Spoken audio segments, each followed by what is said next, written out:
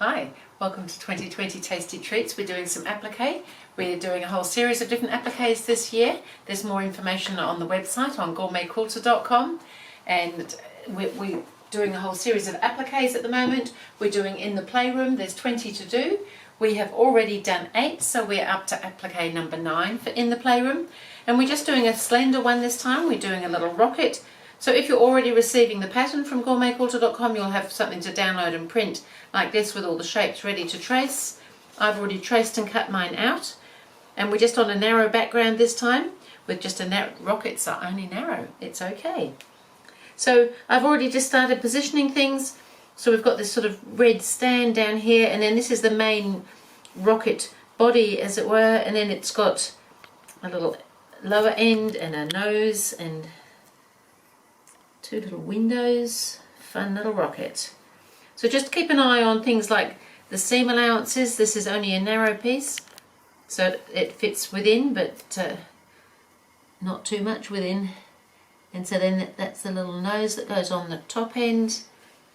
And there's a little bit more to this red, the legs or whatever this is down the bottom here. I'm not a rocket scientist.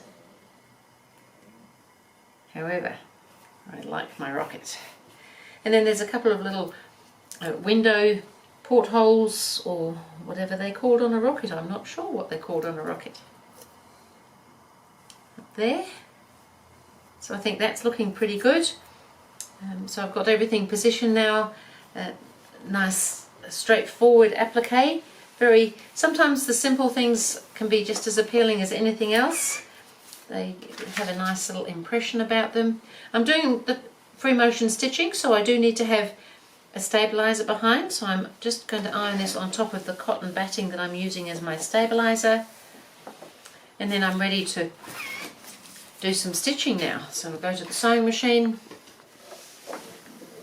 and we might go around these red legs or whatever it is that they are down the bottom here. So I might start on this dark base of the actual rocket there and come down.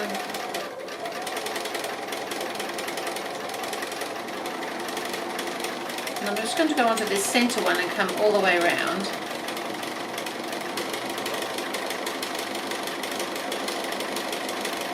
So just free motion straight stitching. I've got my feed teeth down, I've got a free motion foot on, and I'm just manoeuvring things around to stitch where I want it to stitch. So I'm creating the stitch length as I go by my movements.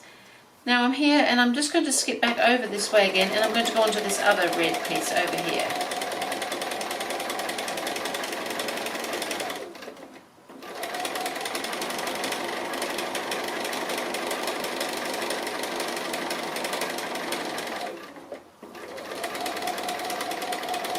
And then I'm going to have to stop and start when I'm there, or I could just actually run back up here and come across again.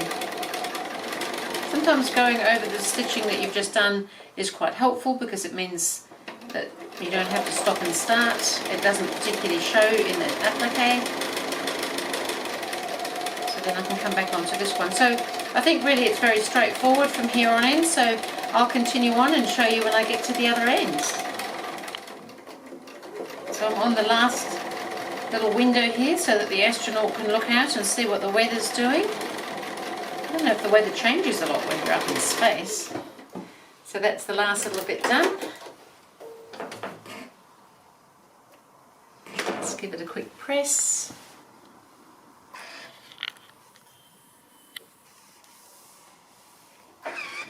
And I think we can put it up in the playroom with the other toys. Looking fun.